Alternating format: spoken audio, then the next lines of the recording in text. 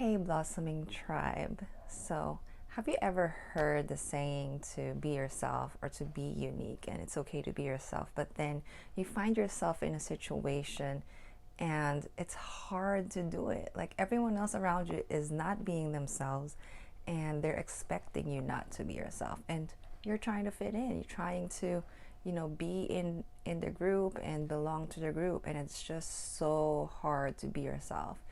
And in this video, I want to show you, I want to let you know, and I want to give you some tips about how to completely embrace your weirdness, or at least be in the path to embracing your unique self.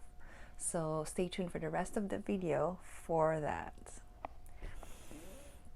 So, this topic is very, very important to me because this has been the biggest enigma of my life.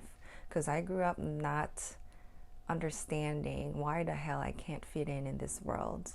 And part of my journey is choosing the path of trying to fit in, of trying to dim my light so that I thought would be loved by people. But now I realize that it doesn't really matter whether you're being real or not. People are just, going through their own shit, and it's hard for them to really be present to anyone, including themselves. And so I think the first key is to realize that they're merely living in the projections that they put to other people that reflects what they're going through in their own life and in their own, I guess, life journey. And a lot of the things that we experience from people are actually just indications and reflections of what they're going through, and a lot of them has nothing to do with us, although we are being used as a pawn in this game of life that they're also playing. But so that's the first key. And to succumb to that world of theirs that is not even ours is, I think, the trap that most of us fall into, because we are social creatures and we want to be, especially light workers. I'm feeling a majority of the people who are watching these videos are light workers, people who have felt so different growing up, people who felt like their uniqueness is too loud and it deafens people. And so it's very important to understand this dynamic, and I'm going to be talking about that more, and how to actually get out of this enigma, how to solve and have clarity about this puzzle that we're in this earth world. And I'm going to give you that soon, because I realized this recently, and then when I realized it, I realized what I can do about it, and it's working. And I want to share that with you. So, now that I have been more visible, in the YouTube world and social media and everything, I was very apprehensive to actually come forward. I really wanted to work behind the scenes more. That's what I did for 5 years, doing community work. I did a lot of projects and worked with people, different organizations, different people, collaborated with different, people also doing similar things. And I preferred to be in the background because I don't want to trigger people. It's like I feel like my uniqueness is not really something that is very welcome in this world, because that was my experience when I was in high school. It was welcome, but then there were people who were not very comfortable with that. And so and I was still carrying that pattern till now that I'm, more grown up. But I realized that now that I'm stepping into, because, my spirit guides kind of pushed me to this, and I was really being called, and my heart also and my soul wanted to be more out there as well, that at first it will feel weird to be yourself, to express who you are, because it doesn't fit any category, it doesn't fit any expectations. And I noticed too that it's going to be weird to other people as well. They're not used to seeing me being myself. And so I think giving people the time to adjust as well to this new new sight, new experience from you. It's kind of like opening a new store or seeing. The best example I can think about is like when you see someone like a new celebrity and you see a new show and you don't really know this celebrity, and it's like, you know, you have like the traditional or the mainstream other celebrities in mind, and this person doesn't really like look like them or acts very differently, but then you give it some time and then you realize why this new celebrity is actually beautiful or handsome and pretty unique, and you actually like their style. So there's like, I don't know if everybody experiences that, but at least for me, I experienced that. So there's this like time to adjust to this new thing, just like with anything, actually. So just understand that it will take time. Maybe the first meeting you have with people where you're being yourself and being unique, maybe it's not going to be a smooth ride. Maybe, you know, that first meeting, it's going to be like, you still feel out of place, but then maybe next time they realize like, oh yeah, maybe that's just how she is, they are, or he is. And it's like, you know, they're having to change their dance around you because you're igniting a different energy, and so it's going to be a different rhythm. So there's going to be like a relearning of how to dance with each other when we're all being real, when we're all being authentic. There's going to be that period, so just know that. And let me see here. And then I think the main theme that I realized and I learned about embracing weirdness and what makes it so hard to do is that when you are a light worker and you're here to bring something different in this world, just by being you, just by breathing and just by existence, it's almost like you are living two worlds, because we usually carry a vision of a different world, carry a vision of a more balanced world, world that is more for the well-being of humanity. And you're carrying that energy, you're carrying that vision with you. But then there's another world that is currently manifested or have been manifested from the, you know, past intentions of other people that you are also navigating. So in a way, you are living two worlds, and it's a very important skill to first acknowledge that, to see and be aware of that, and also navigating the two energies and holding the two energies within your energy. And I think this is the main thing that I realized quite recently, because when I didn't have that awareness about that, I used to it was hard to be in either worlds one at a time. Because when I go out there and I find myself in the other world that's more dense, I find myself pulled into it. I find myself succumbing to the expectations and thinking about the criteria and overthinking about all of these things that I am supposed to be, so that I will be loved, so that I will be accepted. And then when I stand my ground and I become like, I stay authentic, it was like very heavy, because there was resistance to it. There was nothing that was helping me make it smoother for me, because I was in the middle of that dense energy. But then I would always retreat back to my own room, to my own world, so that I can just be myself and not feel that resistance. And that's going back to the other world.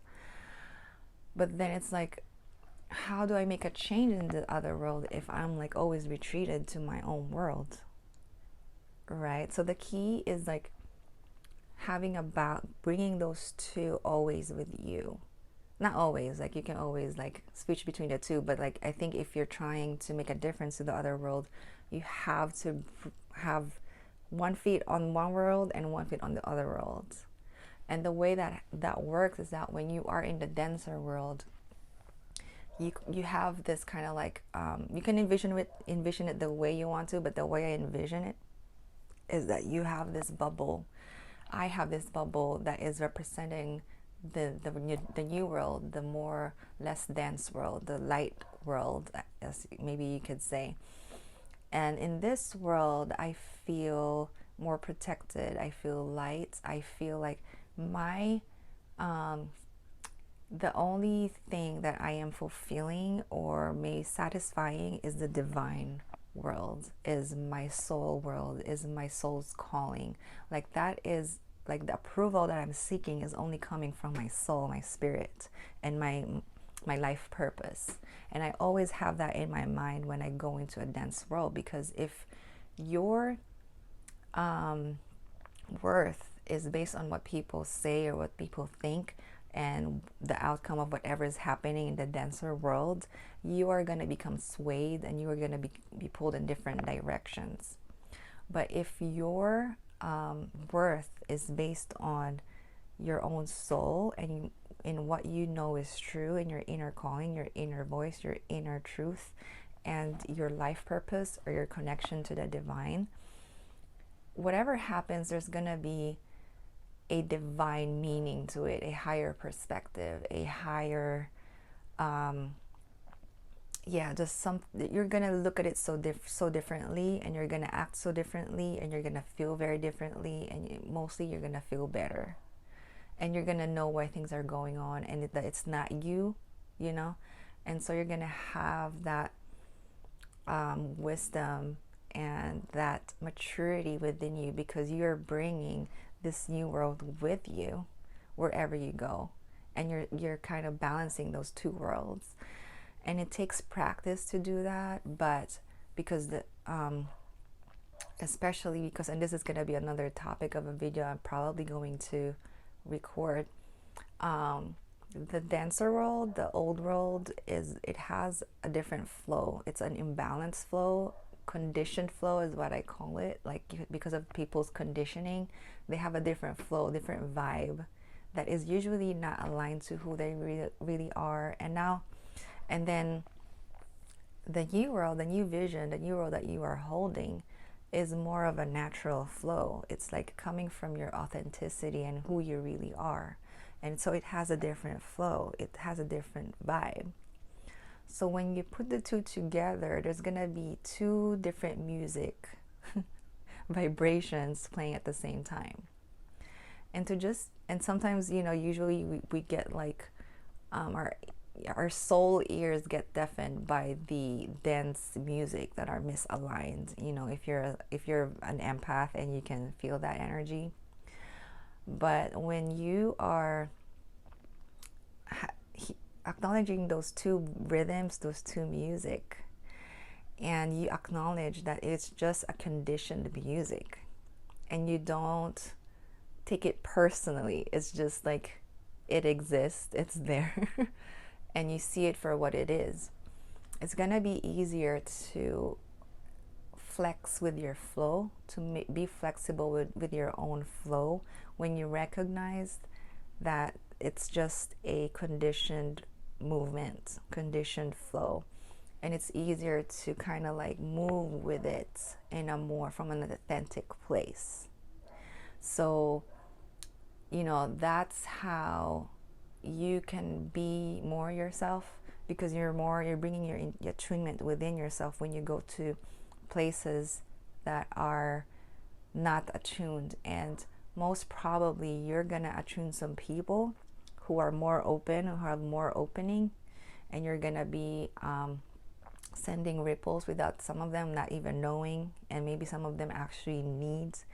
And you are also giving them permission to also attune themselves and be who they are as well when they see you being yourself.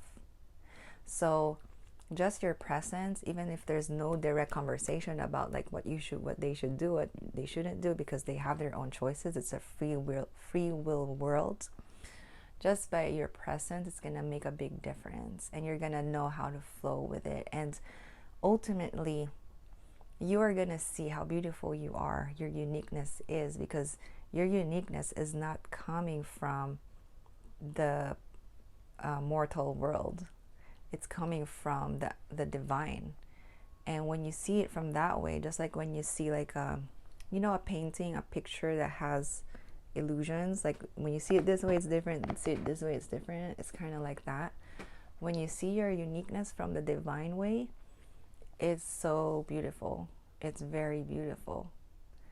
And when you anchor yourself to that world, to that reality, it's going to be so much easier to embrace your weirdness, because it's not actually weird. So yeah, and just that will kind of like anchor your light into this world more. And you know, the reason why I'm talking about embracing your weirdness is because this is actually an act of spreading light. When you're being yourself, when you're just being, existing and breathing as yourself, this is going to anchor this light to the world, because you are a light anchor in this world. So just by being yourself, you're already making a lot of ripples and change in this world. And just be comfortable with that. You know, now that I am more being myself in social media, there are people already, some people reaching out to me and telling me how helpful, you know, my videos are, and how, you know, it gives them a certain feeling, a calming feeling, and on all those things. So it is making an impact to people, and sometimes they need that energy because they haven't had that energy from anyone else. So it's important for you to really express who you are in a, I think, in a more grounded, more aware state. Be who, I think this video, if there's something new that this video is gonna be, I don't know, maybe someone has talked about it in other videos, but if there's something new I wanna like communicate about being unique, is how to be unique in a grounded, aware state. And that's how you do it, you know. So yeah, I hope that this video helped. Let me see if there's something that I missed. I think that's all of it. I hope that this video helped. I hope that you embrace your uniqueness, you embrace your weirdness, because we need that. We need light in this world, and we need people are waiting for your beauty or handsomeness to shine, because that is what we need in this world today. So I wish you well. I am excited to see you shine. I'm excited to see you blossom. So next time, Blossoming Tribe, I will be posting another video for your blossoming, and I'll see you next time. Blessings.